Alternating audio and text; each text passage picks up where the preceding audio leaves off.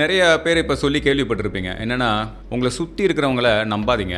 உங்களோட ஃப்ரெண்ட்ஸு, உங்களோட சொந்தக்காரங்க, இவங்க எல்லாருமே நீங்க அவங்கள விட கொஞ்சம் அதிகமா வளர்ந்துட்டீங்க அப்படின்னா, பயங்கரமா பொறாமப்படுவாங்க. நீங்க கெட்டு போணும்னு நெனைப்பாங்க.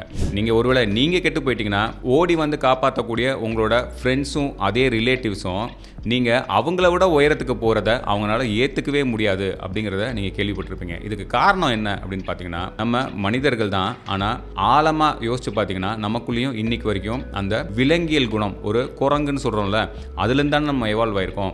ஸோ நம்மளோட அடிப்படையே பார்த்தீங்கன்னா, இன்றளவும் நமக்குள்ள அந்த குரங்கு அப்படிங்கிற அளவுக்கு ஒரு விலங்கியல் குணம் தான் இருக்கு. இந்த குரங்குகள்லாம் பார்த்தீங்கன்னா, ஒரு கூட்டமா வாழும். அந்த கூட்டத்துக்குள்ள தான் தான் ஆல்ஃபாவா இருக்கணும் அப்படிங்கிற ஈகோவோட நிறைய குரங்குகள் சண்டை போட்டுட்டு தெரியும். அந்த கூட்டத்துக்குள்ள உள்ள குரங்குல ஏதாவது ஒரு குரங்குக்கு பிரச்சனை வந்துச்சுன்னா, இந்த ஆல்ஃபா குரங்கு ஓடி போய் அந்த குரங்கை காப்பாற்றும். ஆனா அதே ஆல்ஃபா குரங்கு தன்னோட ஆல்ஃபா பொசிஷனுக்கு போட்டிக்கு வேற ஒரு குரங்கு வந்துச்சுன்னா, அதுங்க ரெண்டும் அடிச்சுக்கிட்டு சாகுங்க. அதே விலங்கியல் குணம் தான் மனிதர்களுக்கும் இன்றளவும் இருக்கு. அதாவது நான் என்ன சொல்ல வரேன்னா, உங்க கூடயே இருக்கிறாங்க பாருங்க உங்க குரூப்ல, அவங்க எல்லாரும் அந்த ஆல்ஃபா பொசிஷன், நான் தான் தலைவனா இருக்கணும், நான் தான் பணக்காரனா இருக்கணும், என்கிட்ட தான் பெரிய கார் இருக்கணும், என்கிட்ட தான் பெரிய வீடு இருக்கணும், என் ஃப்ரெண்டு நல்லா இருக்கலாம் ஆனா அவன் என்னை விட நல்லா வந்துடக்கூடாது அப்படின்னு அந்த விலங்கியல் குணத்துல அந்த ஆல்ஃபா பொசிஷனுக்கு சண்டை போட்டுக்கிட்டே இருப்பாங்க. இப்படிப்பட்ட நண்பர்களை ரொம்ப ஜாக்கிரதையா நீங்க பார்த்துக்கணும். இந்த குணம்லாம் இல்ல, என் நண்பன் அப்படி கிடையாது, நான் எவ்வளவு வந்தாலும் சந்தோஷப்படுறான் அப்படின்னா அவன் உண்மையான ஒரு உயர்ந்த மனிதன் அப்படின்னு அர்த்தம். நன்றி.